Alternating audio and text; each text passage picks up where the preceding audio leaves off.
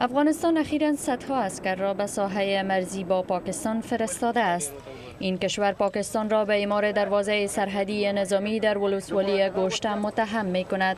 مقامات افغان می گویند که آن ساحه در داخل قلمرو افغانستان موقعیت دارد. پاکستان این تخطی را رد می کند و می گوید که آن دروازه بر خط دیورند موقعیت دارد. مرزی که توسط مورتایمر دیورند دیپلمات بریتانوی در سال 1893 ایجاد گردید. مایرا مکدونالد نویسنده کتاب در مورد منطقه می گوید که با وجود پذیرش گسترده این خط توسط کشورهای جهان، آن مرز همچنان مورد منازعه باقی مانده است. پاکستان همیشه خواهان به رسمیت شناختن این خط بوده است، ولی افغان‌ها می‌گویند خط دیورند توسط بریتانیای استعمارگر بر آنها قبولانده شده است. بیجان عمرانی تاریخ نویس آسیای مرکزی میگوید از اسناد آرشیو شده چنین برمی آید که بریتانیا هیچ زمانی نمیخواست که خط دیورند یک سرحد بین المللی باشد.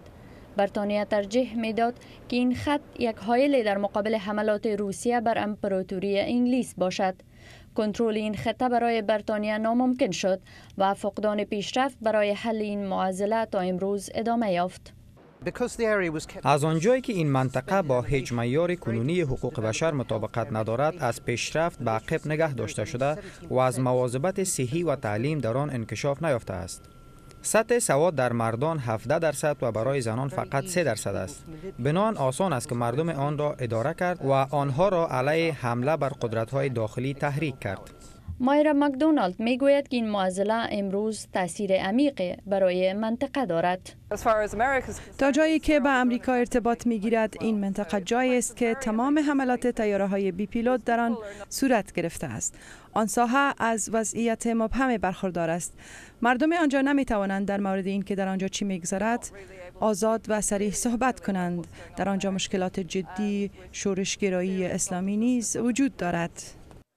بیجان عمرانی می افزاید که خط دیورند مناطق پشتون را تقسیم نموده و افغانستان از دیر زمان است که می خواهد آن ساحه را دوباره به دست آورد. پاکستان هراس دارد که افغانستان برای اتحاد این قبایل تلاش کرده و یک بخش بزرگی از پاکستان را جدا خواهد ساخت. افغانها همیشه می دانند که پاکستانی ها بخصوص در عصر طالبان از این ساحات قبایلی صعب العبور برای تربیت طالبان جهت دخالت در افغانستان استفاده کردند. تشنج در مرزهای پیشین امپراتوری بریتانیا آن کشور را مجبور می سازد تا با آزمون‌هایی که میراث گسترده مستعمراتی بریتانیا می باشد دست و گریبان شود. 3 مرد کنیایی علیه مظالم بریتانیا اقامه دعوا کردند و در یکی از محاکم برنده شدند و حکومت بریتانیا را مجبور به پرداخت غرامت کردند. آنها میگویند که در زمان زمامداری انگلیس در سالهای 1950 به صورت ظالمانه شکنجه شده بودند.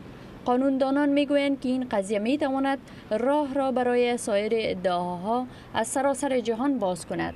یکی از ویژگی‌های پایدار دموکراسی حکومت بریتانیا این است که آن کشور مایل است از تاریخ خویش بیاموزد. برشنا عمرخیل، تلویزیون آشنای صدای امریکا، واشنگتن.